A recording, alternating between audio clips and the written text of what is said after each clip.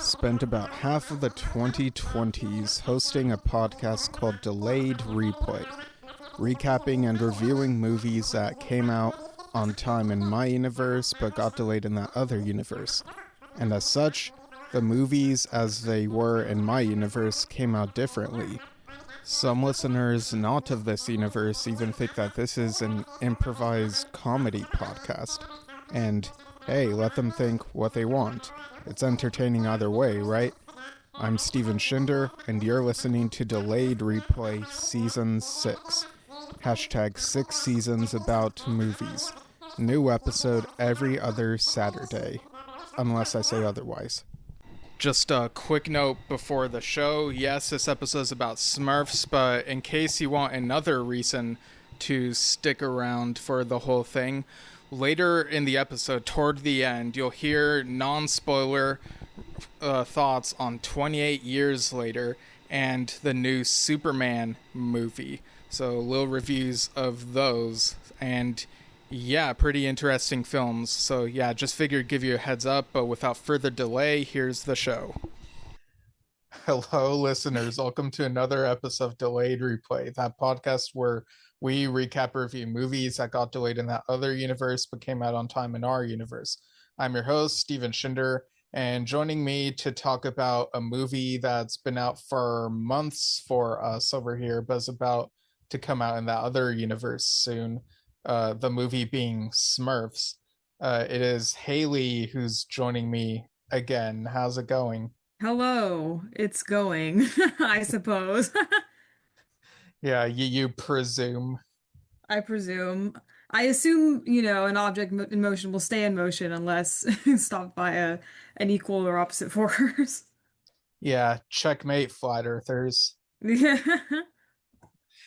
But yeah, so this movie, they dropped it's like the Facebook, like, it's that whole thing. And Yeah, well, yeah. so it's not to be confused with the Smurfs, the other movie from like what, 2000 like 11 or something like that. Yeah, Oh my so God, I was right. It was 2011. Damn. I think I yeah. have that movie actually on DVD.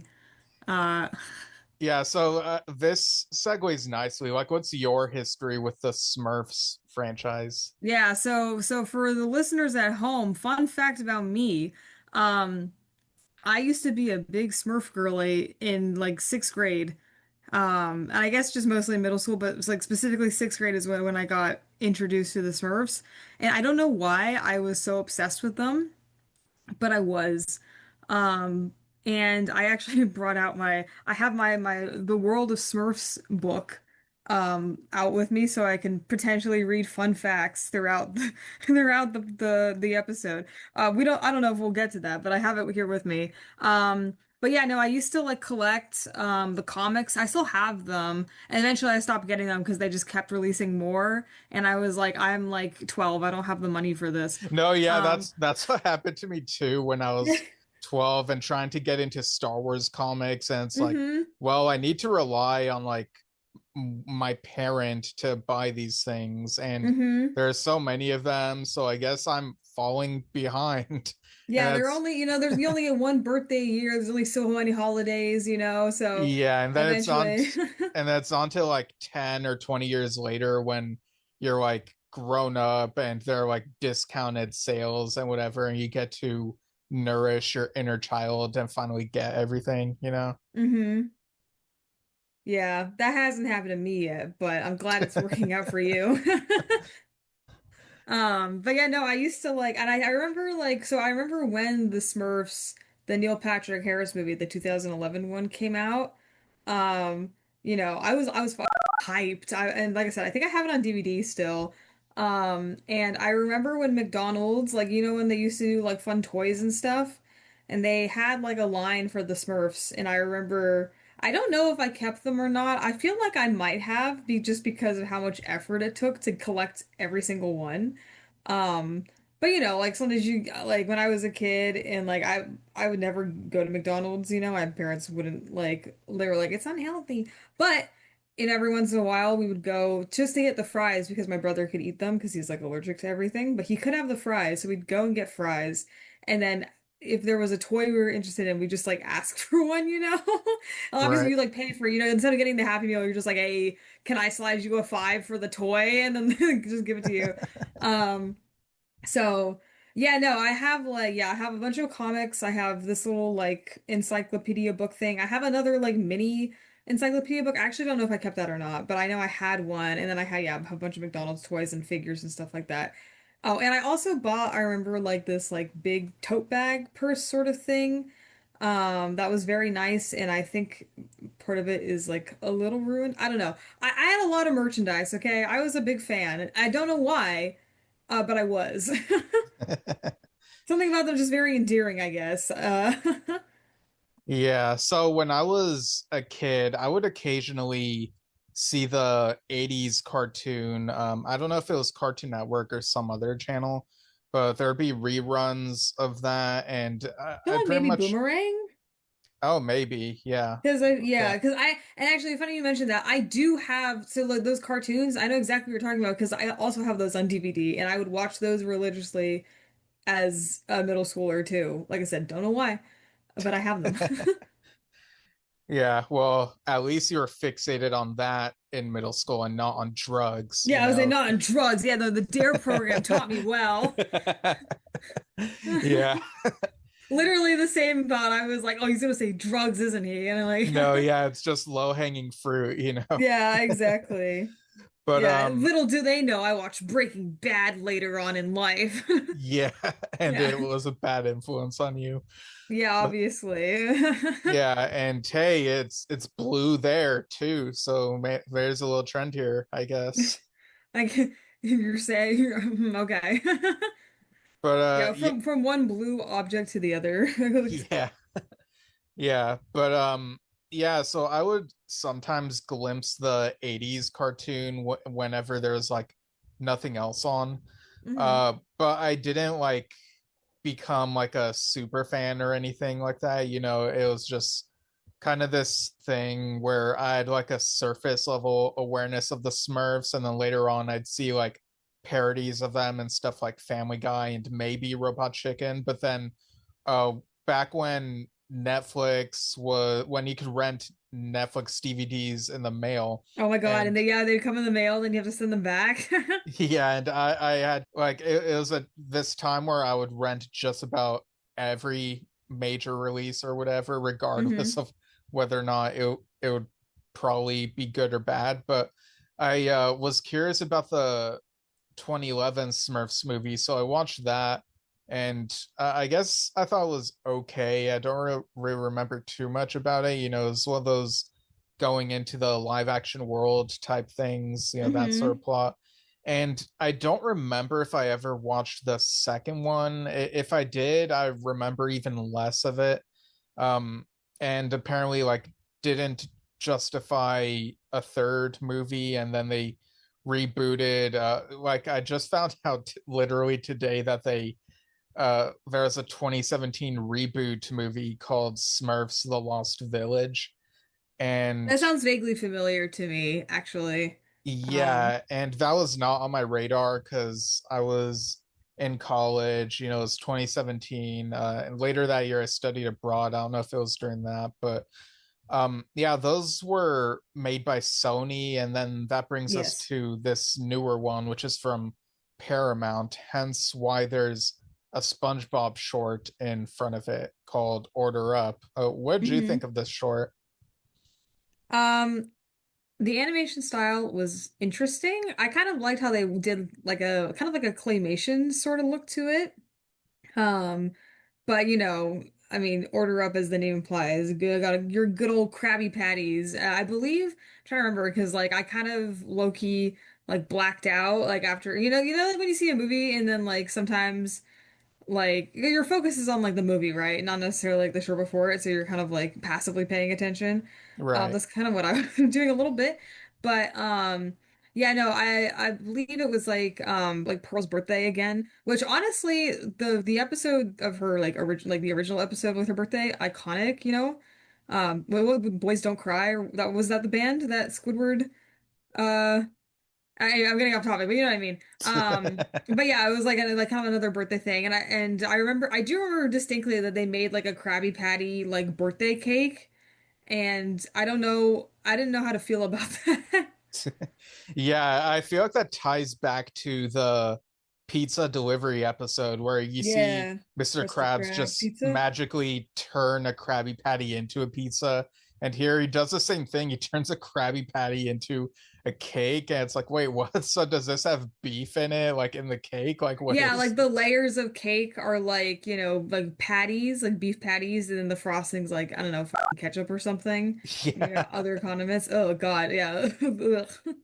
Yeah, I did really enjoy this claymation style though. It reminded me of when they used to do those stop motion shorts around Christmas time in the early 2000s. Yes. And yeah, you'd see like the Nickelodeon characters in stop motion, and those Hmm. always had like a warm, fuzzy, nostalgic feel for me. So yeah, it was really cool that they did this style here like with clay, and they even had fun with it by like showing SpongeBob like when he ran he would accidentally bump into the wall, and so he would like look like smushed clay. Like they had fun with it, like a sort of Gumby style thing. Yeah.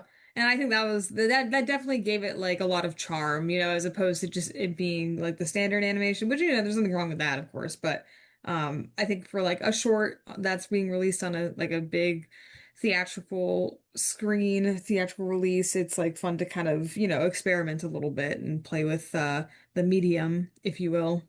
Yeah, and it was refreshing that despite taking place at the Krusty Krab, it wasn't just yet another plankton trying to steal the formula type thing. Like those Hmm. are well and good now and then, but I like when they do something different, you know. Hmm. Yeah, break the formula. The Krabby Patty The formula. yeah, the Krabby Patty and Squidward looking miserable as always. He's just making all these Relatable. passive aggressive comments.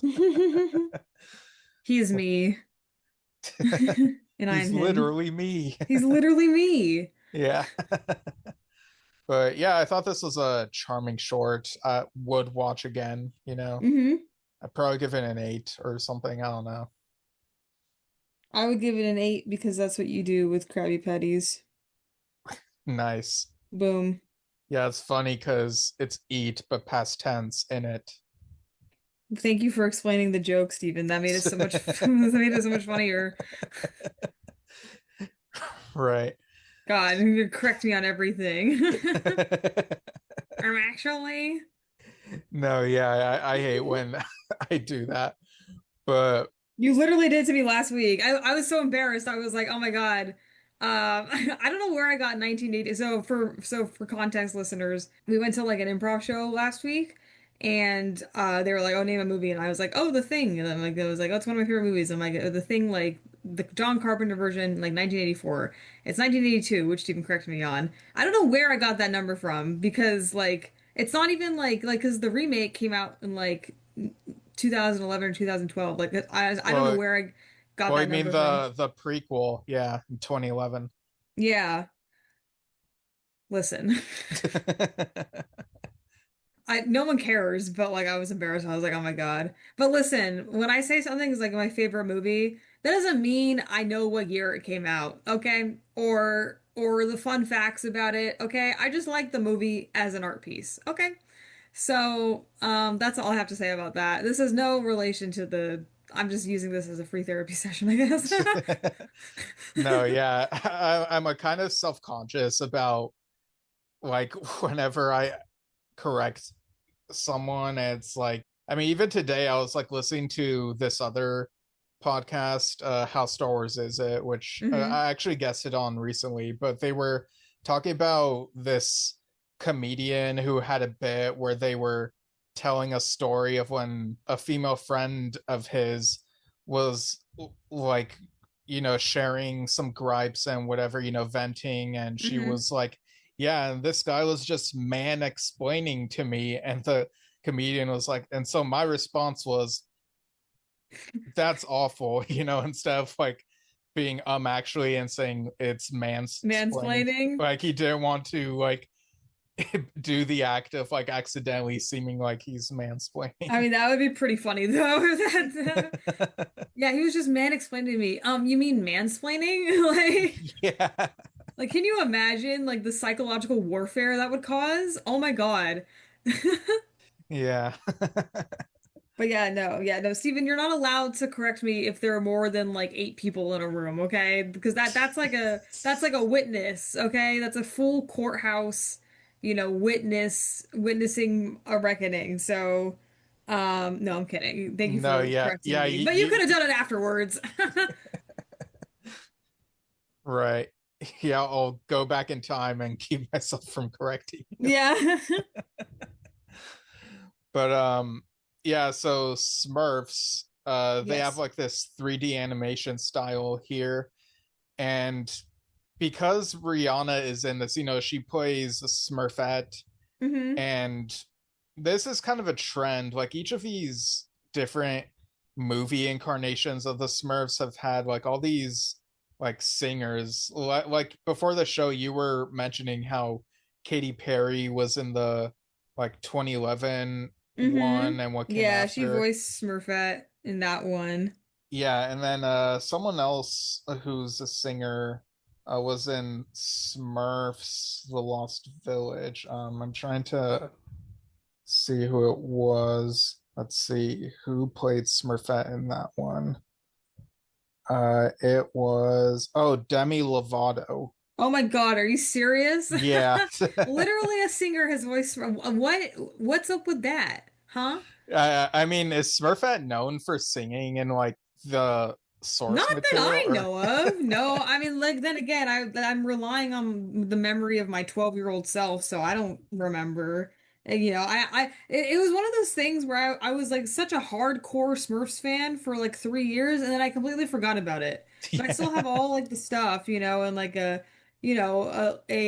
fond nostalgic uh fondness, I don't know, for it, but I'm not like actively a fan anymore. I mean, I do know that like, unless they've changed the lore, but the lore um that I grew up on with the Smurfs was that like all the Smurfs are like male and they arrive by stork and there are no female Smurfs and so they have to be like artificially created, which is wild, but Yeah, it is really weird. It feels like one of those things where they sort of bake into the lore a reason to not have as many female characters. It's kind of weird. yeah, sorry guys, women are too hard to create. Yeah, it's too hard to make them three-dimensional characters. Exactly. We can only have one of those for every 100 Smurfs, okay? um, why don't you read one of those fun facts? I'm really curious, like what's in that book. Okay. I just flipped to a random page and this is talking about the language. So the Smurfs, this is from the book. If you guys are curious, it's The World of Smurfs, a celebration of tiny blue proportions by Matt Murray. Um, So the language section, it says language. The Smurfs speak Smurf, a curious tongue that requires more of a conscious understanding of what one is discussing than an expansive vocabulary. On the surface, it would seem that any word, be it noun or verb, can simply be replaced by the word Smurf. However, non-native speakers often find their meaning lost when they use Smurf arbitrarily, as they also lose context. The language even has regional dialects, depending on what part of the Smurf village one is from. So I guess depending if you walk 10 minutes up north versus 10 minutes down south. Uh, the comic, something in a different language I'm not gonna attempt to read out, depicts a conflict between Smurfs from the north side of the village and those from the south side over the proper use of Smurf. The issue is never truly resolved, leaving the fate of the language to the mouths and ears of the speakers. So there you go. They speak a language known as Smurf, and then you get no actual information about it. Yeah, that is fun. Yeah, let me see. Maybe there's something. Oh yeah, and then this is all like the. Huh? Let's see. Oh, what? There's a nanny Smurf? Nanny is the only female Smurf whose existence lacks explanation. What Oh, okay, hold on. actually said that? I gotta read this. I gotta read this. All that we know of her past is that she knew Grandpa Spector, an enchanted building that appears every 5 centuries to kidnap unwitting travelers. She never appeared in the comics and was the last major character to be created for the animated series. In The Lost Smurf, 1988, Grandpa and a team of Smurfs manage to save Nanny from the castle and return her to the village, where she becomes a matronly figure to everyone, including Papa Smurf. Wow. Okay, interesting. Oh yeah, and then there's information on the live action Smurfs. Because yeah, I guess this book either came out, well, yeah, probably they probably released it to promote the movie, I'm guessing. Yeah, they gotta hit the iron while it's hot, Mm-hmm, like exactly. be standing on business or whatever the saying is. What was it? You're like, you're not clocking it. You're not clocking that I'm standing on business.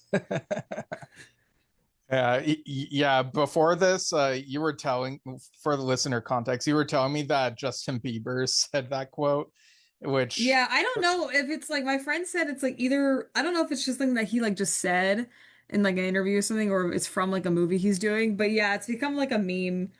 As same with that Jet 2 holiday soundbite. oh, but yeah, I was gonna say that's kind of a coincidence because I was watching Sharpay's Fabulous Adventure hmm for the first time in like 14 years, and I'd forgotten that the Justin Bieber song "Baby" was in it at one point. Oh, is it? Oh my God, that's Yeah. funny. Weirdly, the Disney Plus like doesn't have the mid-credit scene for Sharpay's Fabulous Adventure. Wow. Did you ever watch that Sens one? Censorship in action. I did. I have not seen it in a while, so I don't really remember. She like goes to New York, I think, right? And then like wants to become like a Yeah. Broadway star. And then oh, but her dog becomes like a star instead. And then there's like beef between the dogs or something. Yeah, And there's like then a yeah, little relationship and whatever. But yeah, in the stupid. mid-credit scene, Ryan visits, and so I vividly remembered that scene and how it was like a nice Yes. cameo, but for some reason Disney Plus didn't have it during the credits, like at all. That's weird. I wonder if it was like a oh like a copyright issue or something. I don't know. Like if the actor was like, I don't want to be associated with this movie anymore. But that's still a bummer. I don't know. I'm just spitballing here, you know? Yeah, I mean you can You're not find clocking that this. I'm standing on business. Yeah, I mean you can still find the scene on YouTube, but it's not in as good quality visually as it could be, Like hmm you wanted to have the consistency of how the film looks and whatnot, but yeah, it's very weird, and I don't know why more people aren't haven't talked about it from what I could tell. I don't know how many people are watching this movie, Stephen. At least enough to like know. I mean, I don't know. I don't have Disney Plus, but I have seen some people talk about how they have just like suspiciously removed some things, you know, and I'm like, hmm. Yeah, Yeah, or like change things and it's like, why are you doing that? Hmm. yeah. That's Why why you you gotta guys should be so own rude? Don't you know I'm human too? That's why, for listeners at home, you should own physical media. Start up your DVD collection, okay? Go to the thrift store. They're like $1, maybe $3 at most. You know, I just got Night of the Museum a couple weeks ago, and I watched it yesterday or the day before for the first time in a while. What a great movie. I know that's something we were talking about, but I Yeah, feel like it had to be mentioned. I got Night of the Museum, and I got two other movies. I think, what did I get? yeah, Because I not got, I don't yeah. The remember. first night at the museum is a really nostalgic one for me because I Mm-hmm. remember in sixth grade. Maybe I've mentioned this before, but in sixth grade, we had like this all night party in the school auditorium. and the movie they let us watch was Night at the Museum, and it was such a fun movie, and we were having a great time, and it still holds up, that movie. Yeah, no, I was watching, yeah, I was watching it. I was surprised by how well it held up, and I was like, "Oh, this is good. I can keep this." You know? Yeah. Oh, memory not ruined, thank God. Yeah. Because there are some movies that I remember like a few years ago I rewatched Bedtime Stories with one of my friends. This was when I was like in college. The Adam Sandler movie. Yeah, and I remember as a kid being like, "Oh wow, this movie's so funny and cool." And then I rewatched it as an adult, and I was like, "Oh my God, what you the?" I was like, what the fuck? This is terrible." you were just in shock when the song "Don't Stop Believing" showed up in that movie. Did it? Oh, I must have I was more thinking about the like we just the weird like stereotypes that they use for that movie and stuff, and like just bizarre. It was just bad. And yeah, any movie that has Don't Stop Believing in It is ruined for me. Hate that song. Well, don't watch The Sopranos. Noted. Yeah, so this movie begins with like a musical number. It's Rihanna, so she's like singing. There are several songs sung by Rihanna in this. Like, there's I Friend mean, of she's Mine. literally like the main character of this movie and like helped produce it. So I mean, of course. It is pretty funny because I think like Rihanna fans have been like begging her to make music again for a while, and then she just shows up with the Smurf soundtrack. Yeah, and like 10 years ago, she was in this DreamWorks anime movie called Home, which I thought was a cute movie, but there's like this weird With the scene. spaceship? Yeah, Yeah, and yeah, the yeah. purple alien. Yes, I Um, never saw it, but I know who you're talking about. yeah, and my former roommate makes fun of me for like and liking that movie. So, but there's a scene where her character and the alien are like in a car, and there's a Rihanna song playing, and it's kind of Is weird it the because it's Shut Up like, and Drive? no, it's Ah. I want to dance in the dark, whoa, it's that song. Oh, okay. But Yes. like no one points out that, oh, the voice on the radio sounds just like you or anything like that. Mm, I see what you're saying. Yeah. Continuity error. You're saying that people plot hole. Movie ruined. Yeah, exactly. um but yeah, what'd you think of this opening dance number and this sort of introduction to Smurfs culture? Because for some people, this is like their first Smurf thing potentially that they're watching. Yeah, introducing a new generation to the Smurfs. Um, I liked it because like I thought it was like I mean we don't need a Game of Thronesified the Smurfs, like this is for children, it's okay to be a little whimsical and a little fantastical. Um so I liked it because it kind of like it was like like opening number like for a traditional musical where it kind of showed like the scenery, because like Smurfette's like the main character and she's kind of going around. She's like, "This is my town, and these are all the," because like there's like 100 Smurfs, and they all have like there's like Grouch, there's Vanity Smurf, there's Grouchy Smurf, there's Clumsy Smurf, like whatever. And so it's like kind of like a quick kind of like, introduction to the world and, all the different Smurfs and everything. And I don't know, I thought it was fun. I thought it was well done. It was like a good introduction to the movie. Yeah, and we get to meet, Papa Smurf, voiced by John Goodman. He Hmm. he was really recognizable voice, like, "Hi, I'm Papa Smurf." Like, you could tell it's like, Sully from Monsters Inc. Hmm. And his brothers, Ken is voiced by Nick Offerman, another recognizable voice. Hmm. And the other brother, Ron, is voiced by Kurt Russell from The Thing at 1982. 1982. Yeah. And also The Fox and the Hound, and also Escape from New York, and other films. Yeah, he's been in He's been some in a lot other of films. stuff, Yeah. actually. He even played Santa Claus a couple times. In which movies? I think they're called the Christmas Chronicles. Yeah. Hmm. Okay. Well, I don't fuck with Christmas movies, so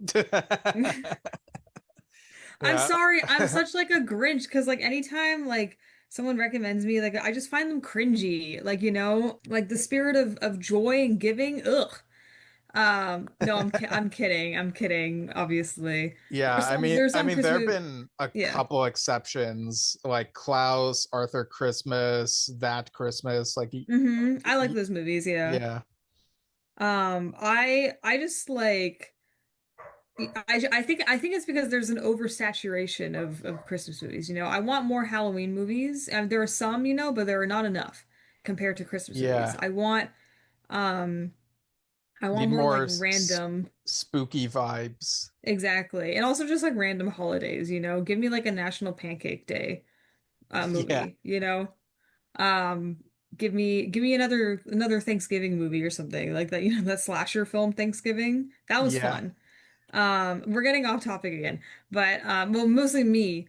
Um, but yeah, no, okay. So yeah, Kurt Russell and yeah, Nick Offerman, which and I also think it's like because I yeah in the original lore, like Papa Smurf, okay, it's just weird to me that they're just named like Ken and Ron, but then all the other Smurfs and even Papa Smurf are named like blank Smurf, like Papa Smurf, Hefty Smurf, Vanity Smurf, I mentioned him earlier.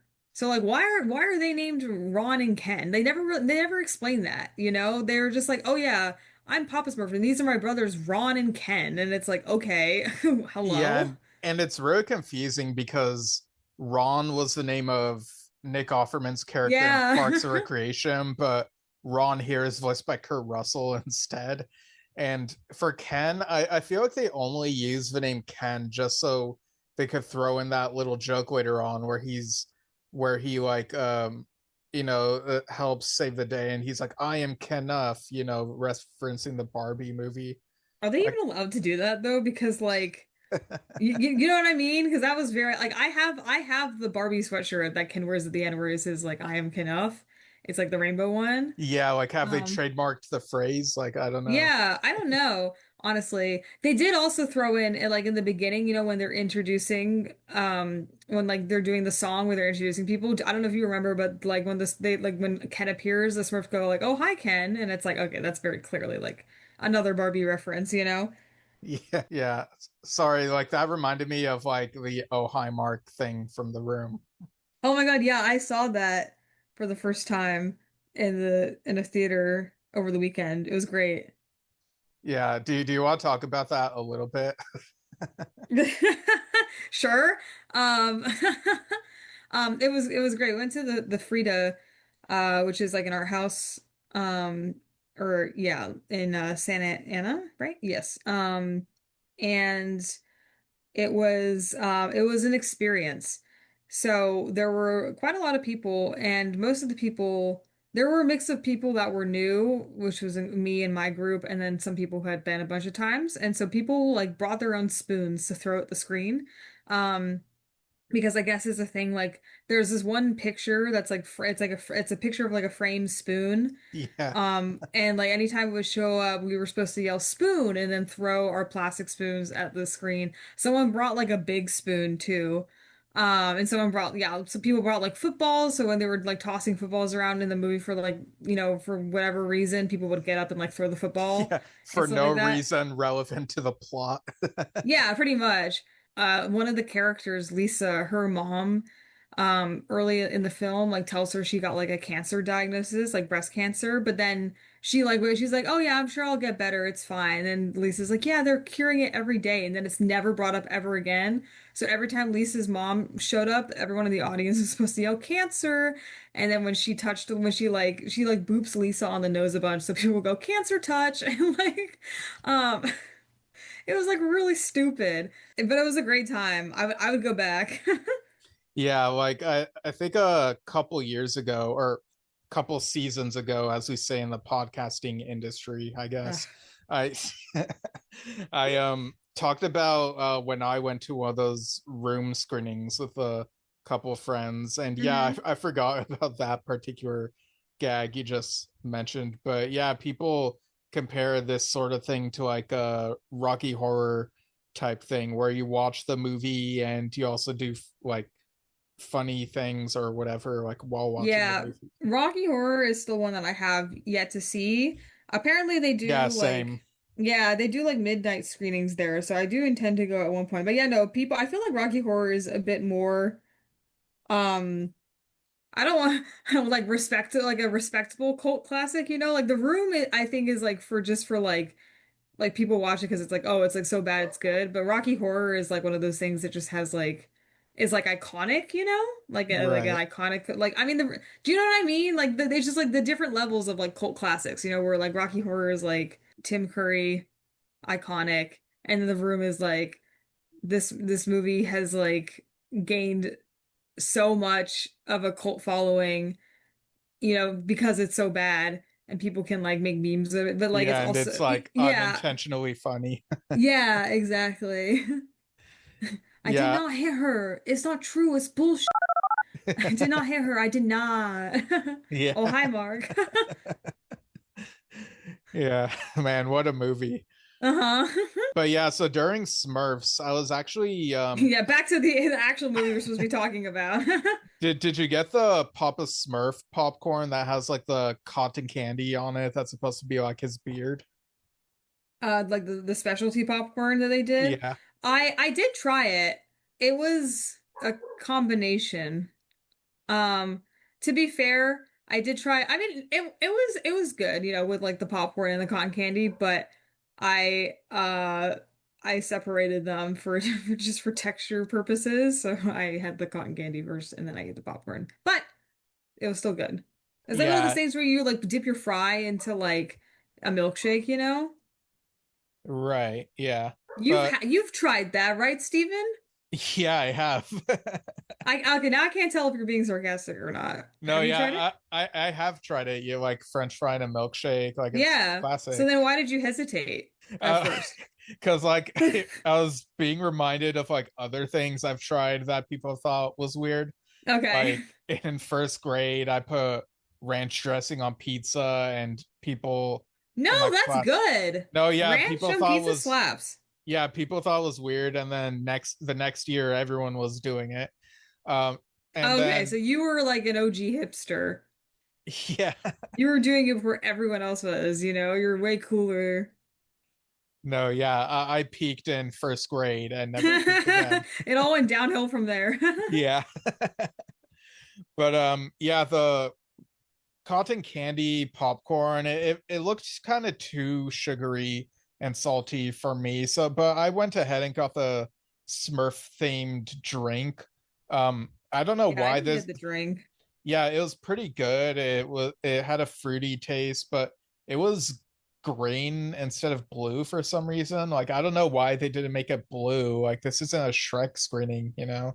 It's really And maybe weird. it was just like maybe it was blue to start off with, you know, and it could have been like maybe the ice melted and then turned to green or something. I don't know. Or who knows? Maybe they couldn't get the color they wanted in blue No, yeah, maybe they messed for the up. flavor. Yeah, Yeah. Or they done goofed. maybe you specifically got a green one because I saw in the advertising it was supposed to be blue. So maybe they just hate you and you know, as ever thought of that, Steven? Yeah, No, there you yeah, go. no, yeah, they probably were holding a grudge over that last time I went to that theater, and it took me so long to decide what I wanted from the menu. Oh, seriously. They were like, "Ugh, this guy, give him the green drink." Yeah, get a load of this guy. Get a load of this guy. But yeah, we have our staple villain, Gargamel. Am I pronouncing that hmm correctly? Or okay. Yeah, Gargamel. Yeah, it's been a minute. And his brother Razamel is also in this. But Which I don't remember in the original lore, but but that also sounds familiar, so that could have been a thing. I just don't remember off the top of my head. yeah, I wouldn't know. But we also get like a couple other evil intergalactic wizards in this movie. Octavia Spencer plays Asmodeus. hmm Um, pretty funny, vulgar sounding name. Um, yeah, it just reminds me of when Craig Ferguson, his late night show from back in the day, he would always say ass mode or something as a catchphrase. Mm. Nick Kroll plays Chernobog, and Nick Kroll plays a lot of like really jerk characters. It's kind of annoying. Yeah, Um, I think I know you don't necessarily well no, you like the show, just not like the opening song, but What We Do in the Shadows, doesn't he play Simon oh, is he in in that? Maybe. I don't know. Hold on, let me fact check this. Because like when I was looking at the cast earlier to remind myself who was in this movie, I was like, I don't know, his I clicked on his name and he looked familiar. Oh yeah, I'm pretty sure. Like, let me take a look at this. Yeah, we also Um, have Hannah Waddington as Jezebeth. So mm-hmm. those are all the evil wizards. Evil. Evil. Um, oh, he's in Our Flag Means Death too.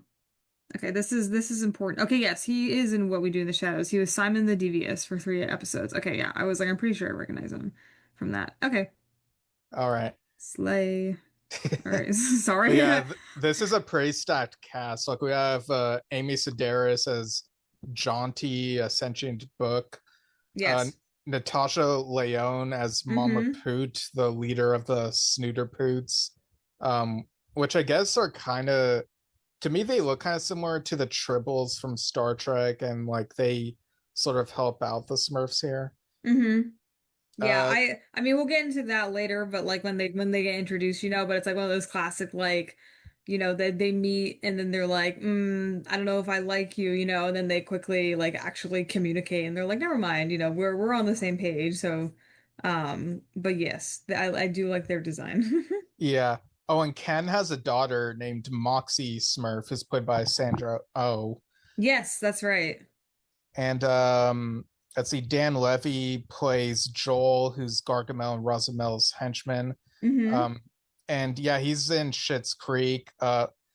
Like funny story. So back in season one, so about 5 years ago, my friend Vinny, I guess this was on the like Top Gun Maverick episode, was saying that I need to watch Schitt's Creek, and it wasn't until like earlier this year that I finally started watching it, and I got halfway through it, and then I guess got distracted by other things. But I really need to get back What a into mood. Schitt's Creek just to finish it. But it's a pretty good show. Yeah, I've been meaning to watch it. I just, like I said, we discussed this earlier. I don't have the means to do that.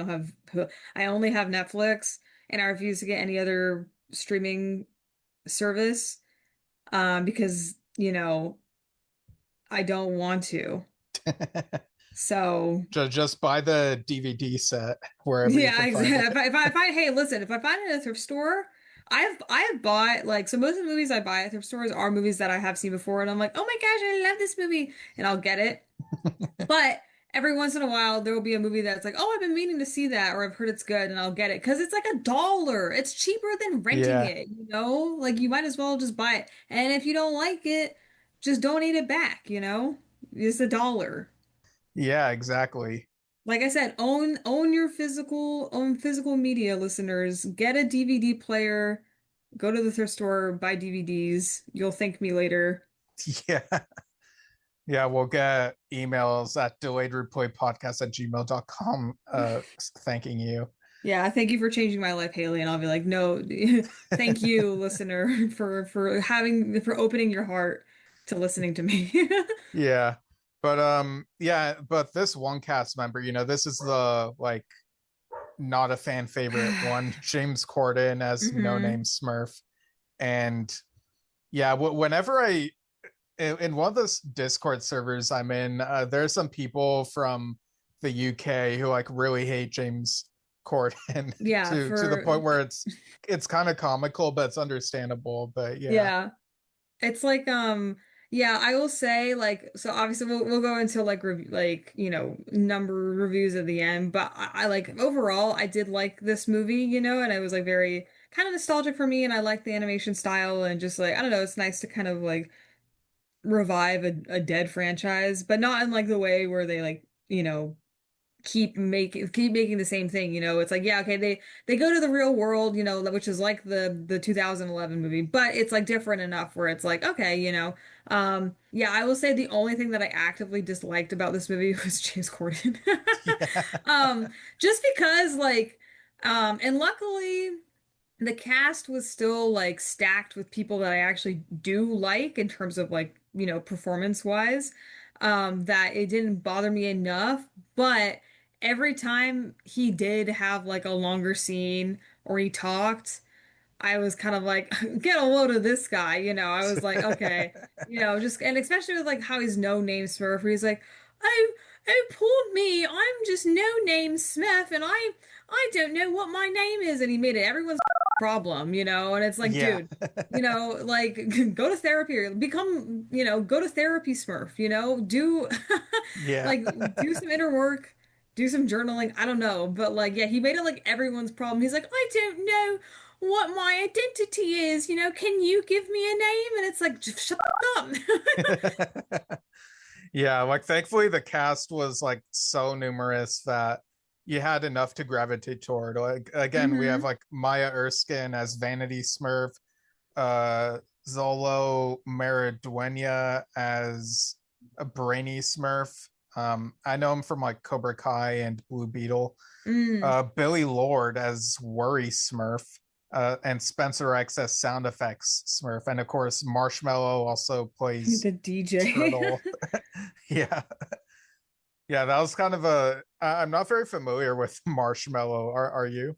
I just know that he was like a big thing like a few years ago, and like he did like a face reveal, but then it wasn't actually his face. It was just like someone else or whatever. I don't know. I did find it funny to as like part of the I guess the marshmallow lore that his character, the turtle, was just like a beatboxing turtle, you know? So you didn't Yeah, actually hear him. I think he has like talked before, I don't know, but I just found it funny, you know, where they were just like, "Oh yeah, instead of making you talk and like reveal your voice or whatever, we'll just have you beatbox and DJ." yeah, and Jimmy Kimmel plays tardigrade, so I guess we technically have like two talk show hosts in this movie, like him and James Corden. So Ugh, I forgot yeah. James Corden had a job. No, Um, yeah, he took over after Craig Ferguson, which I mean, yeah. how do you take over after Craig Ferguson? That's a tall order, you know. Yeah, I mean you don't, especially if you're James Corden, just don't. Yeah, non-canon. Just quit. Quit while you're ahead, as they say.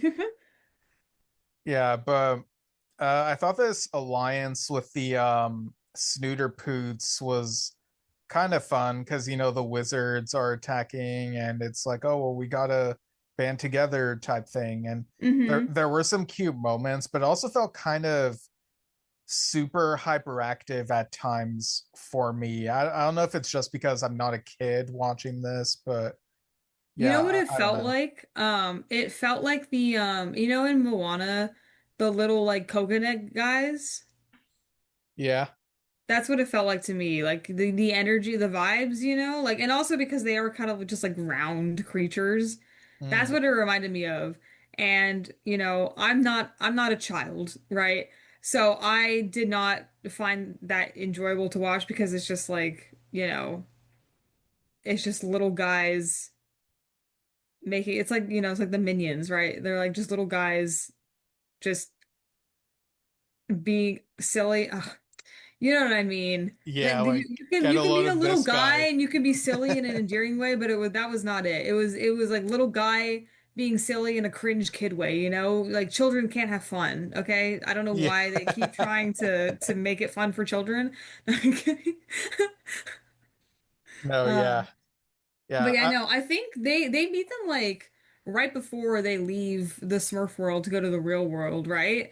It's like they're like on the way, and then like the little guys like you know because like remember like yeah once they like meet them at first there's like some hostility and then they actually like I think they were specifically it was um like a task that they both did like they lost because when the Smurfs were going to the real world. Oh, I guess for con to back up, so Papa Smurf got kidnapped by Gargamel and Razamel, which is why the Smurfs are going to the real world in the first place, you know, Smurfette's like leading the charge, you know. Yeah. Um and yeah, on the way there, they like bring like supplies and stuff like that, you know, because they're going on a long journey. And like when they meet the other like the little guys, I their name escapes me now, but when they meet the little guys, um they like lose they have like this compass, and the little guys, you know, like they're like, "Oh my God, what the hell is that?" And like there's confusion over that because they think it's like a weird device or whatever, and the Smurfs are like, "Nah, man, it's just like telling us where to go." Because it's like a magical compass, you know, like it's like how to get to the real world. Um, and then, so they kind of that was like what they fight over, and then eventually they were like, "No, dumbass! Like this is like a thing to help you. Like we'll help you find." Yeah, because they were missing something. Remember, they lost Yeah. like they lost what was it? It was a oh my God. The handheld mirror. Yes, yeah, yeah. They had like a special handheld mirror that they lost, and the Smurfs were like, "Okay, if you stop being dicks to us, we'll help you find it." And they were like, "Okay, our magical compass will like, you know, show us like where it is and everything." And they help the little guys get it back, and then the little guys are like, "Okay, you're chill." And then yeah, a few of them go off with them to like their venture into the real world because they're like, "There's probably more cool stuff," because they like to collect things, you know? Yeah, but they also like bounce between different worlds. Like there's like a Mm-hmm. paper mache world, there's a notebook drawing world. Like they kind of bounce between different media, which is pretty cool. Yeah, because like then you because the animation style like changed when they were in those different realms too, which is like always fun to see, you know. I always love it when they play around with animation like that, you know, use the medium to your advantage. Yeah. And I like how when they're in the real world, whenever we zoom in on them, it kind of feels like the background suits them and it doesn't feel like out of place that they're in the real world. Like, I think they did a decent job of compartmentalizing like them and the live action stuff when they were in the real world. Yeah, because sometimes when you blend you know, CGI with like a it can yeah, it can look a little weird. But I think yeah, I agree with you. I think they did a good job of like blending it. So it was still kind of like, yeah, you can tell they're like in the real world, but the way that it's being presented like clearly kind of blurs the line a little bit in terms of like the stylization of it. So I was happy to see that. Yeah, and when they're like next to a sandwich, and it's like, man, at their size, like that's just hitting the jackpot right there. Being that size and finding a sandwich. That Yeah. makes me want to open the book again because there was a section about their diet. Oh, read Uh, read another fun fact. Another. Let me see here. Okay. Let me see. So, so for listeners at home, right under the language paragraph, there's a diet paragraph, and this is what it says.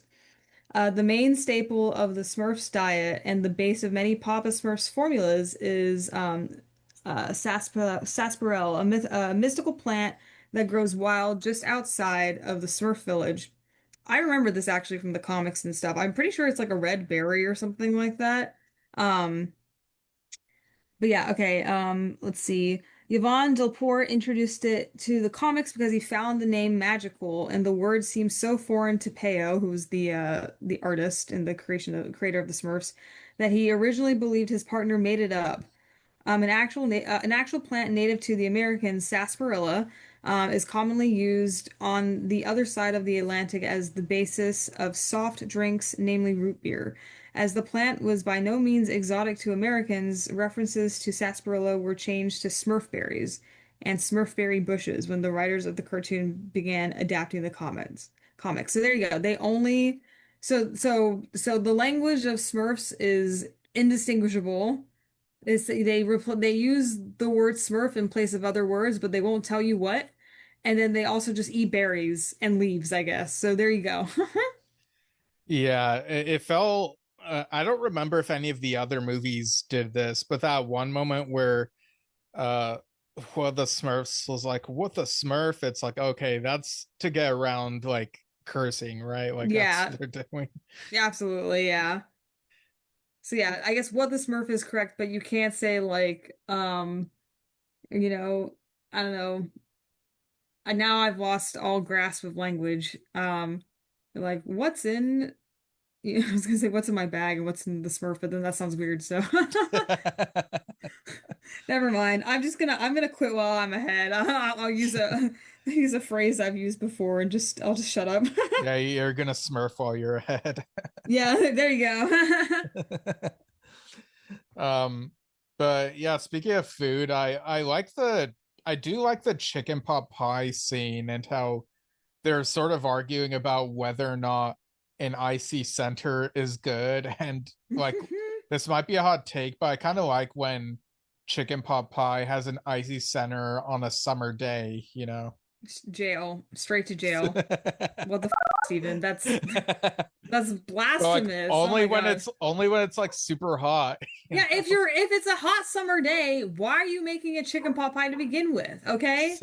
Well, you woke up and chose violence on your body. You were like, I know what will put me in a sour mood if I have a hot meal in like 85-degree weather. No, that's insane behavior, okay? No, You are yeah, not. get some tea and put some ice cubes in them.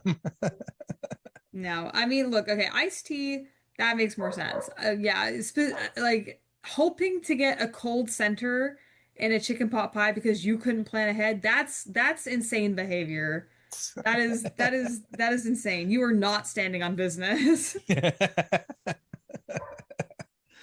Yeah, I didn't realize he had like strong opinions on the chicken pot pie debate. I have strong opinions on the dumbest things. Don't try me. Yeah, Is it a so hill I will die on? No, but I will judge you immensely for it. right, fair enough. We also get Rihanna, you know, in the soundtrack, we get these covers by Rihanna, like Hmm. singing Espresso and Since You've Been Gone. What'd you think of these covers? Well, Espresso was like, very topical because it was like a huge song last year. Um, and I believe like because like they go through different parts in the real world, and I remember when they played that song specifically, they were like going to the beach, and I was like, okay, yeah, this is very topical, you know. Um, since you've been gone, I remember that happened like later on in the movie, and Rihanna like covered it as more of like a ballad, you know? And it was like during the sad scene. I feel like we're getting ahead to ourselves, but like they get to Papa Smurf, you know, and they're like, "Oh my God, we're gonna rescue you," and then Gargamel and Razamel get in the way, and like this, so they're like just like their plan to rescue Papa Smurf fails, and then they see him being taken away by the antagonist, and then like I remember like Smurfette's like reaching out to Papa Smurf, and Papa Smurf's like reaching back out and like the bird cage that they put him in, and then like they play like Since You've Been Gone very dramatically, um and that was Yeah, cinema. yeah, it was like, since you've been Yeah, gone, I I can't couldn't breathe take the blood. I first time. forgot the words. Yeah, true cinema right there. Yeah, I mean, it did get me a little teary-eyed, not gonna lie. NGL, you know. Okay. Um, I like, yeah, I was also like, man, this is so sad. But then, like, me crying during a movie is very easy. Literally, when I was watching Night of the Museum, I was tearing up towards the end because I was like, it was like very nostalgic. And also, I was also like, oh my God, the father-son relationship has been healed. Like literally, or I'll sometimes even like have the urge to cry if I just find it impressive, you know, I'm like, oh my God, I'm watching a movie. Like, oh my God, there's so many things happening in this movie, and it's like it's so stupid. no, yeah, there are some movies where even if I've seen them before, I occasionally get surprised when like I cry over like a scene, even if it's not meant to be super emotional, but it's still Hmm. something that says something about the relationship between the characters. Yeah, or like impacts you in some way, you know, whether that be like the score they use or like the way something is shot or whatever, you know, like it doesn't necessarily have to be emotional to evoke emotion. Right, yeah. But there's also the scene in the IKEA, and this Hmm. was a place where it's like really easy to uh lose the handheld mirror because there are like other mirrors as well. And it's like, oh no, which one's a real one? Hmm. Luckily, once they figured out that everything in IKEA looked pretty much the same, they were like, okay, this one is our cool mirror that we have. Yeah. Or a cool, fantastical mirror. Exactly. But yeah, no, that was fun to see because um but I think my favorite part of like the whole IKEA like sequence was when they went to like the different, rooms, quote unquote, um the displays and everything, and they were like acting out situations. And we've all done that in IKEA, right? You're like, oh, this living room, I can pretend that I own a home, and I can imagine what it's like to have a full kitchen.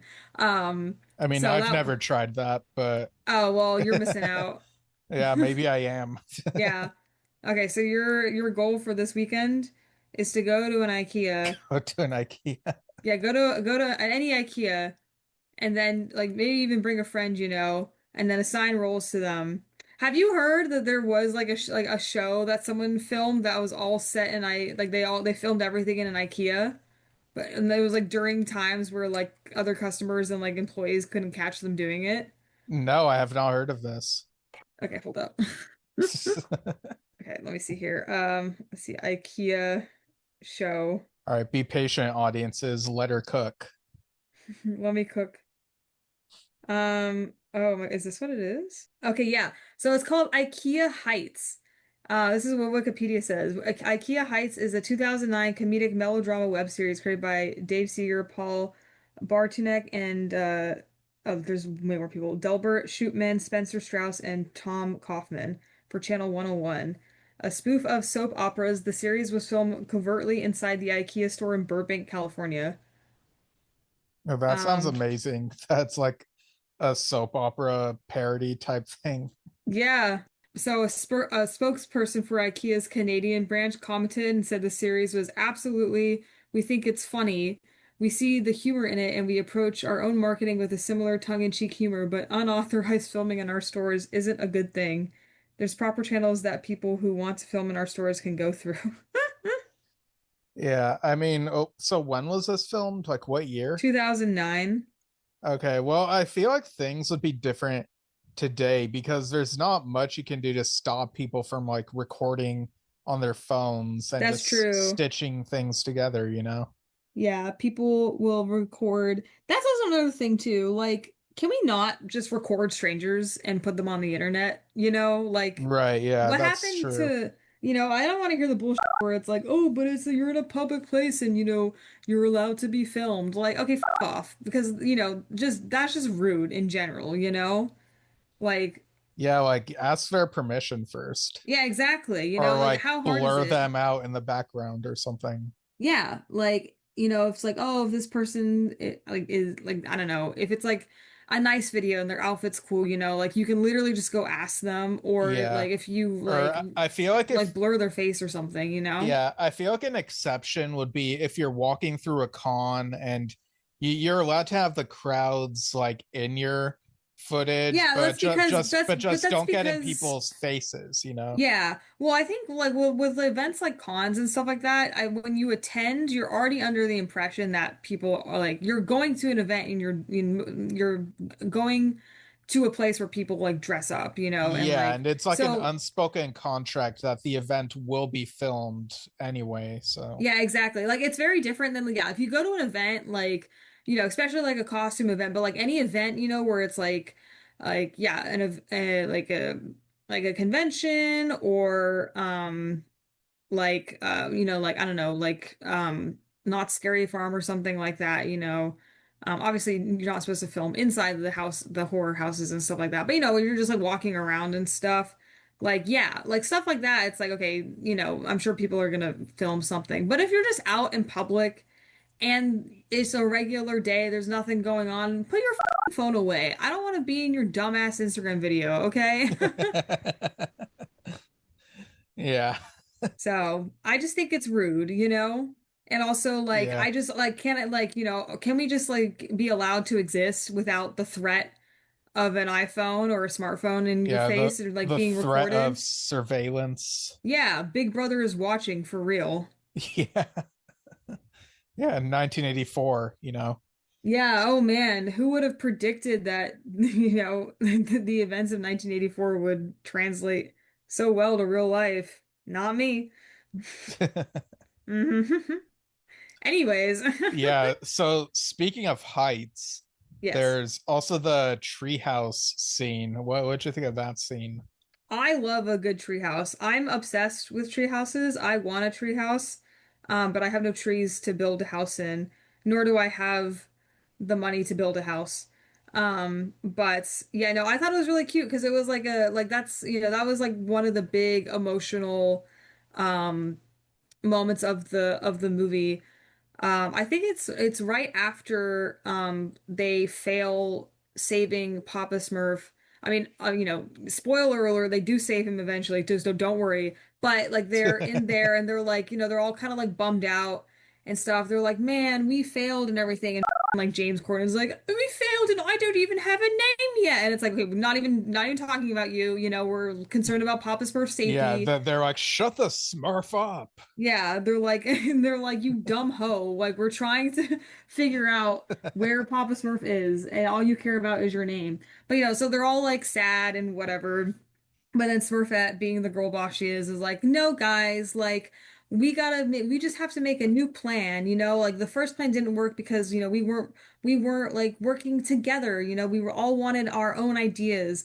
And sometimes you have to work together to get the result that you want.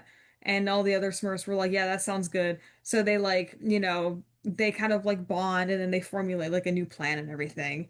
Um, I also just like the scenery of that scene in general too, because they filmed it or like the scene takes place like at night, so they have like all the stars in the sky and then just like the little like fairy lights in the treehouse. So I just thought it was like a cozy atmosphere. Yeah, during her speech, I did overhear someone like a couple seats away from me being like, "Oh man, this movie's too woke," and I wanted to be like, "Shut the up, man! Shut the You're Smurf up. you're middle aged. You've come out to see a Smurf movie, and you're concerned that it's woke. Like, get out of here with that." Yeah.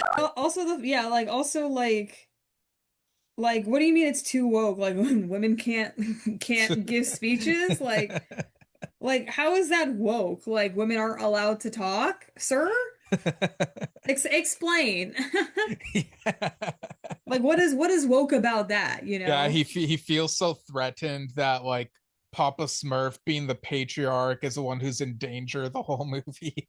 hmm The damsel in He's like, distress. he's like, he's balling his fists up, and he's like, no, no, that's not right. Like, This is not comic accurate. yeah, exactly.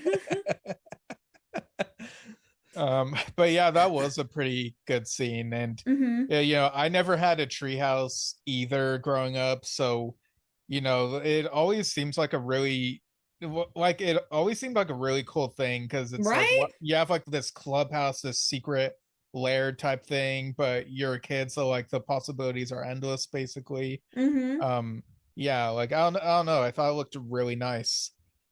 Um, and they also like get into some obstacles when they like I can't remember why, but they were looking for something in the chimney, and then this chimney builder helper was like getting in their way and like trying to flick them away. It was It was kind because of a they weird dropped the scene. mirror again. They keep losing that. And it's like, oh Yeah, my God, this thing is important. Just hold on to it. yeah, Um, really polar expressing the mirror by having it yeah, go seriously. everywhere. Yeah, kind of surprising that it doesn't break in Yeah, these I know, instances. right? It didn't break the whole movie. I was literally expecting it to like shatter or something and then like some dramatic thing would happen. But no, they were just really Like like break the done with it. multiverse or something. Yeah, but no, it's like literally fine. I think when they drop it down the chimney, I think that's the last time they like, around with it in terms of like, being irresponsible. But yeah, I was that, I mean obviously you got to suspend your disbelief, but I was kind of like, okay, well, they just dropped it down a chimney. Like what do you mean it didn't break? I get it's a magic mirror, but like come on, guys. Yeah. But what'd you think of the final rescue like attempt? I was finally like, oh good, they're working together, I liked that they used I don't I think I not it wasn't sponsored by them, I don't think, but they used like Hot Wheels to Yeah. like like yeah like to like gain speed and like jump one of the because like like, they put Papa Smurf in like a bird cage and then they put him up on the shelf because that's what you do with small creatures I guess like Yeah, and, yeah, they even made like an elf on the shelf joke. It's like, okay, get out yeah of here. it's like okay we get it um but yeah, no, like they like set up like like they used like leftover materials like or like like wood planks and stuff like that to make like a ramp and then like had like a rubber band where they put like Smurfette in the car and then like shot her into like space essentially to rescue Yeah. Papa Smurf. And like they all work together, because it's like, they had the speech and the in the treehouse and everything. Um so yeah, and then like there was there wasn't like a fight per se, but yeah, Gargamel and his brother Razmel like do throw like a couple spells and everything. And uh like but yeah, Smurfette like rescues Pop Smurf. She's like, hang on, and then they like drive out of there because I guess they rigged this Hot Wheels specifically up with like like a little remote or something like that. I don't know how they were driving it around honestly, but I enjoyed the Mad Max of it. Yeah, they even said beat that, the Hot Wheels slogan or Yeah. whatever. Oh, Hot Wheels. That Yeah. reminds me, like when I watched Mad Max. Sorry, I'm so off topic in this episode. I don't know why. No, I yeah, just I do that too sometimes in the on the show. I'm just like I have so many thoughts and not enough time to share them all. Anyways, I watched Mad Max Fury Road for the first time like a couple months ago, I think. Oh, cool. And I Yeah, only took you 10 years. there's still a lot of I haven't seen Titanic yet still. Um there are a lot of movies I haven't seen. I've never seen The Godfather, so yeah. Maybe I'll wait another 10 years and I'll watch another famous movie. No, but I watched Mad Max Fury Road for the first time a few months ago and I had a fun time, but after I watched it, I like sat there and I just stared at my like blank TV screen and I was like, did I just watch a 2-hour car chase? Yeah, Um the movie is literally like go one direction and then go back the same direction. Yeah, literally. I was like, but like when you're watching it, you don't really clock that immediately that they're standing on business. Clocking on Sorry. Yeah, it's business. just standing on business. Yeah. Um, no, but yeah, I like it was like after I watched it, yeah, like literally they go out to like find the Greenland or whatever, and then they're like, oh, it's not here, and then they're like, oh, guess we gotta go back. Which spoilers, I guess, if you haven't seen the movie. Yeah, it kind of reminded me of like when they were like driving around and stuff like that. Like I do feel like the camera work, that sequence specifically was very like Mad Max. It's kind of I think it was an intentional reference. Yeah, I could see that. I also like when they used mace on the like evil wizards, Hmm. like, just an everyday weapon thing, and it just like is what takes them down. Exactly. I mean, that's powerful stuff. Yeah, but yeah, like this was uh if they rescue Papa Smurf and he's like took you long enough and they all have like an emotional like hug, like the whole group, like all the Smurfs like try to hug each other and no name Smurf is like on the outer edges like trying to get in and they're just like pushing him away. So that was nice. But then And, they pushed James Corden out of the circle. yeah. Yeah, but no, it was nice. They'll hug and everything, and like Pablo Smurf is like, "Wow, you guys saved me," and Smurfette's like, "Yeah, it's because we worked together," and that's like the theme of the movie. Hooray, teamwork. Um, Yeah. and then No Name Smurf or whatever um like I think he come I'm like what he came up with a name for himself. I'm trying to remember what it was because it was like stupid. Um, oh my God, what was it? It was like. Yeah, it was brick wall Smurf. Yeah, and I yeah, guess that's because right. of the chimney sequence. Yeah. And that was really stupid. I wish you hadn't reminded me of that, honestly, because it just reminded me of what a stupid name that was. But Yeah. yeah, he was like, like literally after right after they say Papa Smurf and they're having a moment, he's like, I have something to tell you guys. I came up with a name for myself. From now on, I'll be called Brick Wall Smurf in honor of the brick wall that we had to get past as a group. And it was like so stupid. And I was like, that's your name? That's your name. You're gonna be called Brick Wall Smurf for the rest of your life? Like, damn. No. Yeah. Man, your James Corden impression is so spot on. Is it? I'm just doing Yeah. a British accent. I don't know. But yeah, they make it home, and of course, they do the animated movie thing of ending with a musical number. But this time it's like that one song that goes, I'm blue, da ba dee da ba Oh da. yeah, da da dee. But it's like some, it's like covered by Rihanna, so it's Yeah, like yeah, it's in all Rihanna the singing. Smurfs. Yeah, so I'm it's like blue, da ba dee da dee ba da da. da da. Or Yeah. however her voice sounds. I did find it funny because like it was kind of mirrored like the beginning where they go through the village and they're like this is these are all the Smurfs and I did find it funny that they like kind of did the same, they did it again where they're like, "Oh, here are all the Smurfs again," but then it shows like the Smurfs like, working together more and also like, with their new neighbors, the little guys from earlier and they're like, Yeah. working together and everything. And then also like if you it like the camera pans and they don't like really address it, they just show it, but they show Brick Wall Smurf like building a brick wall like over like on like one side of his house or whatever. I think it's supposed to be like a fireplace or something. But that kind of took me out a little bit. I was like, wow, he's taking his real name like really seriously. Yeah, like calm down, my guy. Yeah. My Um, guy.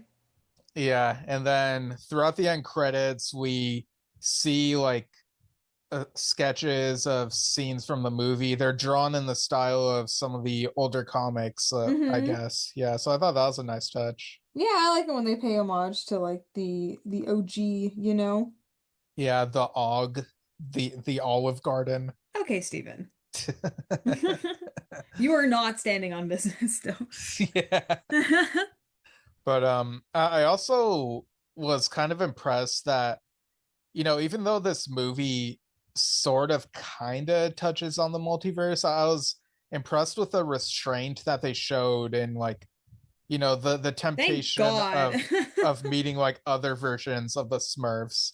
Because like, I don't know, that's they might do that if there's another movie that comes out. oh no, into the Smurf verse. No. Because I mean, I feel like it wouldn't be as fun because the designs of the Smurf characters don't really change all that much between these different iterations. Whereas Mm-mm. with Spider-Man and Ninja Turtles, like there are noticeable differences, so it's more fun. But yeah, Yeah, yeah, I don't know. I guess we'll see. Um But yeah, no, I mean, but yeah, overall, I thought the movie was cute, and it's like a good introduction if you've never, you're like, what are these like small blue people? So it's like a good introduction to like, what the Smurfs are, and they like use a lot, like, because I'm pretty sure there are some new characters, like Ken and Ron, yeah. but also still like some old ones and it's like some, some deep cuts. So it's kind of like I don't know, it was like a good kind of like homage movie, or just like, I don't know. It was like it was a fun time, Yeah, it was a great movie except for James Corden. Yeah. All right, so I guess we could get into final thoughts and scores out of 10. So, what are your final thoughts, score out of 10, and do you have measurement for that score for Smurfs? So the Smurfs, it's gonna be crab apples because Smurfs are 3 crab apples tall. Um, Okay. if my memory serves me correct. Actually, listener, we'll pull up the height section in the book. Yeah. I'll Yeah. close I'll close out with a fun fact. Um, okay, let me see here.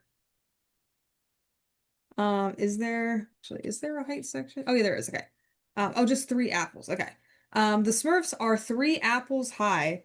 What non-French speaking fans might not understand is that this is a direct translation of the Indian "Hautes comme trois pommes." I don't know French.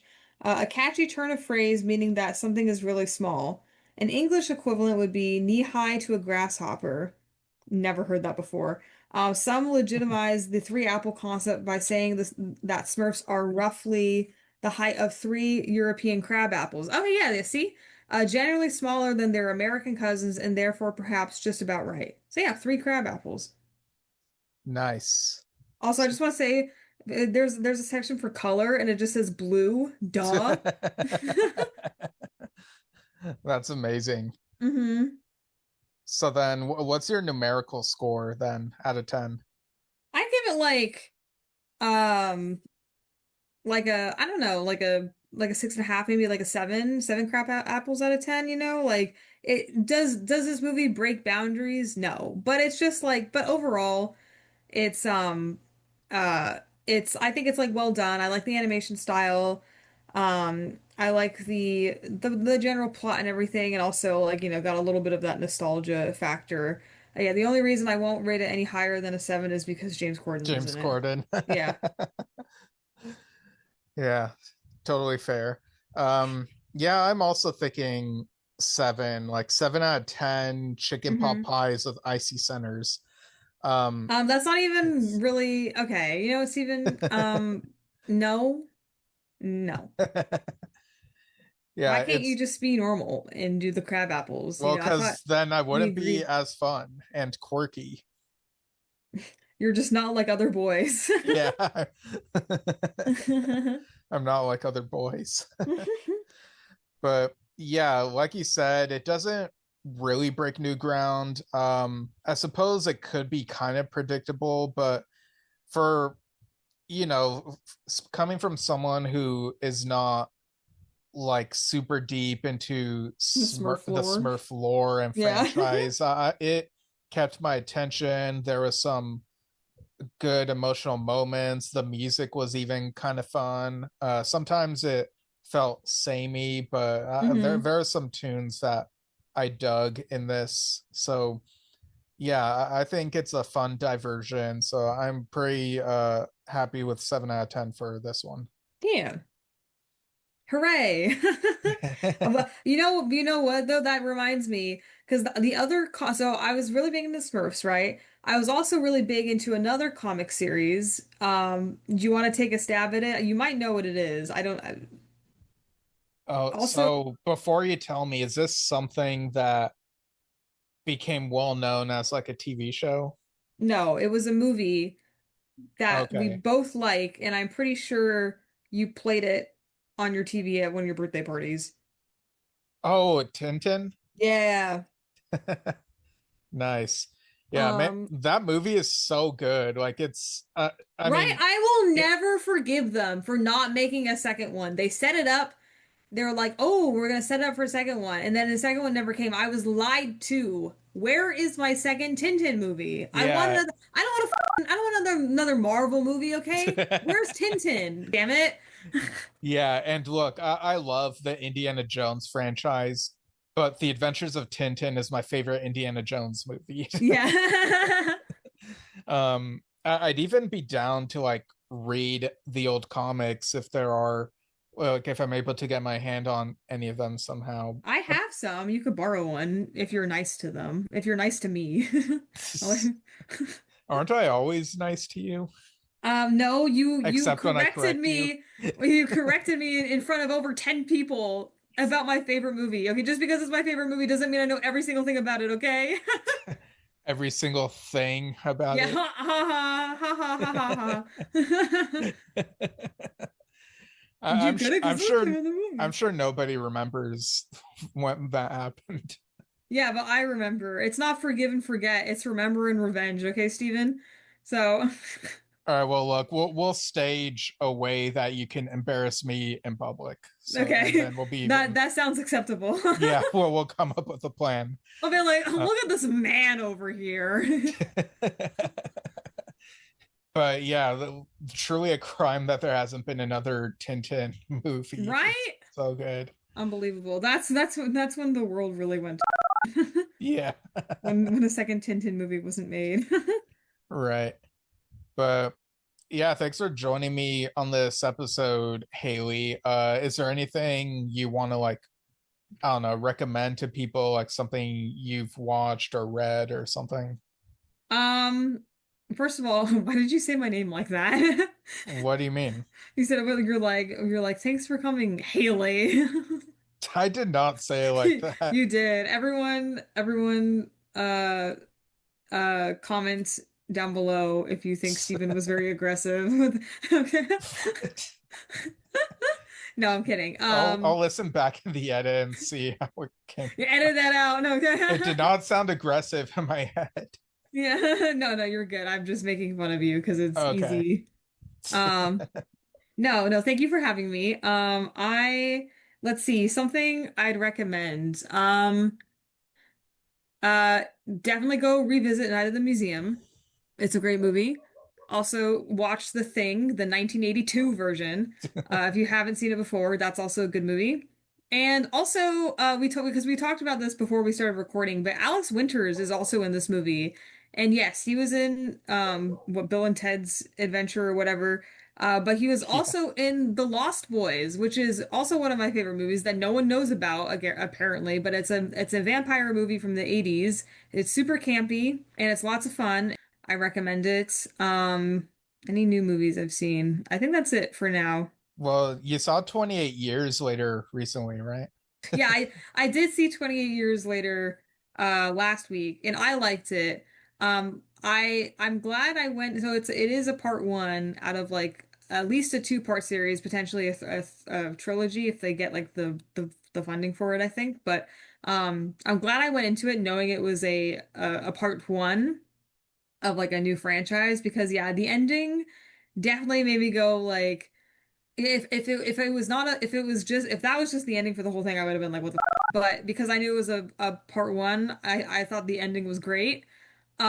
It was very, very British, and I think a lot of like the reviews I saw where people were like, the movie was ruined in the last 2 minutes. Like, okay, shut up. No, it wasn't. Like you're being so dramatic. It was not ruined, okay? It was introducing the the themes and like the direction of the second movie. And also it is also just, you obviously have not seen British movies because that is extremely British. Yeah, I think there have been a couple movies in the past where I went in knowing that it was like a part one or like a part two of three or whatever. And so hmm when the ending comes, it's like, man, I kind of wish it was a more conclusive ending. So the score for me like is a little bit less than it would have been, but it's still like a good watch. hmm I am curious about it because I've seen a lot of mixed reviews about it Have you seen online. it yet or not? No, I haven't. Have you And seen any of the previous movies, like 28 Days Later and 28 Weeks Later? yeah, so I watched Okay. both of them like back in the renting Netflix DVD days, and then I Damn. The rewatched the the dinosaur ages. yeah, and then I rewatched the first one again, like hmm I don't know, 2 or 3 years ago or something like that, and I was like, okay, this is good. I don't remember how much I liked the second one. Maybe I liked the second one less than the first one, but Yeah, that seems to be um, the general consensus. I also didn't like the second one as much. I still like enjoyed it in terms of like passively watching it, but it definitely was not like it was more actiony. I loved the first one. okay, The first one looks like it's filmed on a potato, but yeah, but but it adds to the atmosphere, because it gives it that right. kind of like found footage feel of like a post-apocalyptic world. I Yeah, really liked the first without one, yeah. feeling too claustrophobic. hmm So yeah, I Um, like the first one. Apparently, if they can get, apparently, Cillian Murphy's gonna come reprise his role as Jim in the second movie, and if they get a third one, I think definitely that one. But it'd be interesting to see him come back. okay, yeah, I am curious about 28 years later. I just don't know if I'll feel motivated to see in the theater because I feel like The Walking Dead has kind of ruined the post-apocalyptic horror genre for me because it's like the comic series is my favorite comic series, the Walking Dead comic Yeah. series. And I really enjoyed a lot of the show. I know there's kind of a slump in the middle, but hmm it's still pretty solid by the end. So it's kind of hard for me to like feel as invested. And I'm only like 3 episodes into The Last of Us, and it's like Mm. kind of daunting, like how long each of those episodes So are. you're Eh, saying that The Walking Dead has ruined like other zombie media for you because you hold it in such high regard? Yeah, because Walking Dead is good. Hot take. No. Whoa, getting controversial on here, Steven. Um, no, well, I recommend you go see it in theaters because it was a fun experience. And also, if it makes you feel better, technically the zombies in 28 Days Later, or yeah, 28 Days Yeah, Later they're in that franchise, they're not really zombies. They're just people that have been infected by a rage virus. They're not dead. They're not traditionally zombies. no, yeah, So, that's why I was careful to say post-apocalyptic horror genre and not just I zombies. mean, it is technically a zombie movie in terms of like, yeah, I mean, there's zombies in the fact that like, like there's no thought, they're like, a zombie in terms of like a person like, just Yeah, head just empty, having no a thoughts. blank, yeah, blank brain type thing. Yeah. Speaking of zombie movies, I also recently watched um Warm Bodies for the first time, and that Oh, was a what'd you think? I loved it. I thought it was fun. Yeah, it's great. And I like it took me like so long. So obviously because I was like, oh, it's like, a zombie retelling of like Romeo and Juliet, right? And the Yeah. zombie's name was R, and I clocked that immediately like, oh, R like Romeo. But then the female protagonist, her name was Julie, and I didn't clock that that was supposed to mean Juliet until like halfway. I was like, oh yeah, stupid, like duh. Like Yeah, literature. yeah, am I right, boys? But yeah, no, so that again, that is another movie I recommend then. I recommend Warm Bodies. It has Nicholas Hoult in it. Nicholas Hoult, I like him as an actor. He just plays like freaky little guys, you know? Yeah. And Yeah, he's I mean, he's the new Lex Luthor now too, right? In the upcoming Superman movie. yeah, and hey, he's played a blue guy, Beast from X-Men, you know? Oh yeah, that's right. Yeah, but yeah, I'm excited to see how he does as Lex Luthor. I have uh like hope for like his portrayal, you know. Yeah, I'm not really a big Superman fan. I don't Why dislike it. not? Oh my God. I'm sorry, God, being a woman on the internet is hard enough as it is. Let me exist. I'm kidding. No, no, no. Uh I just like I don't dislike it. I don't actively dislike it like I do with the Marvel universe, you know? Um, but it's just like I've never like I'm more of a Batman person, you know? Um No, yeah. but I did see the trailers for it and I liked the cast that they picked for it. Like the guy who plays Superman like looks like a really good Superman, you know? Yeah. Um and I was like reading the comments on YouTube and I guess like some of the Oh superhero no, not the comments. I know, but no. They were all like pretty positive. All the Superman fans Oh, were okay. like, "Oh, this seems like we're bringing it back to the roots." Like, yeah, this is Superman is supposed to be like this and blah blah. And I was like, "Oh, okay, this might actually cook." I don't think I'm gonna go watch it necessarily, but I hope it's good for the fans at home and that you enjoy it. No, yeah, Um, my favorite live action Superman is Tyler Hoechlin. Um he he played him in the TV show Superman and Lois, and he got to okay. play like a Superman who's a dad. You know, we see him with teen sons, and Lois is his Hmm. wife. And it's, I don't know if you ever watched the MTV Teen Wolf TV show, I but did not, but I have seen YouTube reviews about it. yeah, but he in that show he played this guy Derek Hale, who's like this a dark, broody, glooming type of person, and it's hmm amazing how when he played Superman, it's a complete 180, and you could totally buy into him being like a good dad, and just like the glasses and the smile, and he even went to UC Irvine apparently, and so Oh my alma God, mater there. represent. Yeah. So yeah, and so that show ended like I don't know, last year or something, like not too long ago. So having another live action Superman this soon felt kind of weird, but the marketing is like getting me, excited. So it's like, okay, we're back to like a different part of his life, so it'll be different, but it'll feel like Superman still from the looks of it. hmm Are you gonna go see it then? Yeah, I'm gonna see it in the theater. Yeah. So yeah, the last movie I saw was 28 years later. Oh, I did see actually, I think this was just be released on Netflix, but Guillermo del Toro is making a new Frankenstein movie And the trailer for that looked really good, so I'm excited about that. But hey, is it gonna be as good as Lisa Frankenstein though? I don't know. It will be a different vibe, but I Right, love that's Lisa true. Frankenstein, you know. I don't know if you can compare Lisa Frankenstein to the actual Frankenstein book. They're very different. Yeah.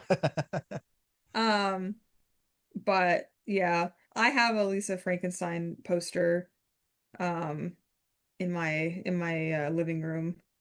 It's framed above my bookcase. I don't just tack it on the wall with tape, okay? I'm civilized, okay? Yeah. Uh it's in a nice little frame next to the thing and also the Lost Boys posters, okay? Nice. All the 80s vibes. Yeah. Yeah, that's actually I didn't connect the dots that way. But yeah, you're right. Yeah, you didn't clock that. I didn't clock that. I didn't clock your standing on business. That also reminds me of like I'm sure you've heard it and like everyone and their mother listening to this. Like yeah, like the jet um it's like what is it? The Jet 2 holiday. It's like the British lady, it's like oh my God, what is like the hold on, what's the sound bite again? Oh, nothing beats a Jet 2 holiday. You can save £50 with for four people. That's £200 for family of four, whatever it is. Have you not heard this before? I don't know that I have. Oh my God. Yeah, it's like it's become like a viral sound and like people will put it over like dumb videos and stuff. Here we go. Is it yeah, it's just nothing beats a Jet2 holiday. And right now you can save £50 per person. That's £200 for off for a family of four. And then it's like, yeah, it's just like from a it's just like a commercial, but like people taking that sound bite out of context and just like I don't know, it's just funny. You would get it, okay? You're not clocking this, Steven. Yeah, I'll I'm s uncultured. Yeah, if I find a video that uses the sound, I'll send it to you. Yeah. But yeah, I apologize to the listeners at home. This is my brain on a daily. It's a daily struggle. I'm Yeah, suffering from success, if you will. the Daily Hayley new spin-off podcast. Oh, I'm stealing that. Yeah, it Uh, will literally just be me like yapping, I'll just shut the up and be like, oh, what do you want to talk about today? Like, we'll start off with a topic and then it will like get more and more just like off topic. Like it'll be tangent on tangent on tangent, you know? Maybe no, maybe yeah. that's the maybe oh, maybe that's the premise, like like the Daily Haley or whatever, and it's like you start off with a topic and then I just talk and you just literally just talk about it. And then eventually, at the end of the episode, I'm supposed to loop back around to the original topic. It's Oh supposed yeah, to, try to figure out how you got there. yeah, Yeah. exactly. Like connect the dots, you know? Yeah. Yeah, let me cook. Let me cook. That's a good idea. Yeah. Yeah, that'd be a I great am I podcast. am standing on business. I don't know. It really just depends on how much people like listening to my voice. That's the only driving, it's like if people are like, "Wow, this lady is so funny." And they're like, "I want to hear more." Great. If they're like, "Jesus, I can't wait to like finish this episode." Or like they see my name as like being a special guest and they're like, ugh, I guess I'm skipping this week. No, I think people would enjoy it. Okay. That also reminds me of a soundbite, another one, where like so when I say Jesus Christ, there's like a soundbite where it's like someone like crying in bed or whatever. In the video format. And it's like, oh, like my stuffed animals, like my emotional support stuffed animals seeing me crash out for like the 10th time today. And then so it's like the audio's like like crying. And then the camera cuts to the stuffed animal and the stuffed animal goes, Jesus Christ. And like I don't know, just the way they say it like scratches a part of my brain. Um, okay. Anyways. But yeah, thanks for joining me on this episode, Hayley. Thank you, Stephen, Did for that sound inviting me. not aggressive that time? I don't know. You'll have to play it back and see, I guess. Okay. And to you listeners, thanks for tuning in. I'll smurf you later. Wait, that doesn't sound very good. It's supposed Wait to a minute. Wait a be a minute. substitute for smell you later, just for clarification. But Uh-huh. Uh-huh. yeah. Yeah. Yeah, that could really be taken out of context in any way. Yeah. But yeah, that's the episode. So without further delay, have a good day. Hey everyone, this is Steven in the edit. And since that recording, I took up Hayley's recommendation of watching 28 Years Later. And I can confirm that it is an incredible film. Kind of unexpected, given I'm not like a deep 28 days, weeks, years, like lore person, but it did such a great job with the cinematography and the music and how it would have like these freeze frames during certain shots, like, you know, gun shots to the infected and stuff. And it had some interesting things to explore about humanity. And my one gripe is that the last couple minutes feel like they should have been saved for the next film. They feel tonally different from what came before, when they very well could have been the beginning of the next one, which is 28 Years Later, The Bone Temple. Looking forward to seeing that in January. And yeah, like it could get a third film if that one is successful, I suppose, like a 28 Years Later trilogy. The ending does get me, you know, it makes me really worryful of like what could happen in the next film, and you know, you really get invested in the stuff that happens. Yeah, I don't want to say too much, but yeah, really enjoyed it. Glad I went out to see it, so thank you, Hayley. Interestingly, apparently there's gonna be a Night at the Museum reboot or something. Like I saw some report or whatever, so that was kind of weird coincidence there. But yeah, so I'll do the plugs, and after that you'll hear the other Steven from the universe where things got delayed. So he's watching, and he'll provide the Superman review. It was a great film. But anyway, you can follow me where at whatever socials are listed in the show notes, and go stevenshinder.com for info on my standalones and stepping stones novels. And you can email the podcast, delayedreplaypodcast@gmail.com. Let us know your thoughts on the whole chicken pot pie IC Center debate. And you can also check out How Star Wars Is It? I think the episode where I talked about Indiana Jones and the Dial of Destiny should be out soon, or maybe it's already out. I don't know, I have to check, but that was a fun one. Basically talking about the movie and then rating it on a scale from 1 to 10 of how much it feels like Star Wars. So yeah, check that out when it's available. And check out Yes Shift, a podcast/vlog I do with my dad. Just celebrated 4 years of the podcast. And check out Drum Talk TV and all that other stuff I'm involved with. But yeah, without further delay, here's my other self. Hey everyone, this is Steven from that other universe where things got delayed. And yeah, so what have I been watching? Well, I finally watched The Woman in the Yard, and it was boring, would not recommend. I apparently did not finish Poker Face Season 2, finished the 10 episodes and thought that was it because I was so used to the 10 episode model. But there were 2 more episodes and I watched them, and the finale is even bigger than what I thought the finale was, and left things in an interesting place. So yeah, really glad that there were a couple more episodes to watch in this season. I also watched the first 2 episodes of Dexter Resurrection. Now, I've had my gripes with the current direction of the franchise. I thought Dexter New Blood felt like it had a natural ending, and then Dexter Original Sin, the prequel show, felt kind of like a cash grab, and for the first couple episodes felt to me like a fan film, but then it kind of won me over by maybe the middle of the season, if not by the end of the season. But Even then, I was still skeptical about Dexter Resurrection, and there is a bit of fan service at the beginning. I'm hoping that's the fullest extent of the fan service, but the new premise has me intrigued. I don't want to say too much. I don't exactly have high hopes, but it does have me curious, the direction of the show. I don't know at the moment if it's a good thing to have the show or a bad thing, but yeah, if anything, it kind of has my attention. Oh, and Ironheart finished, the second half, last 3 episodes of a 6-episode season.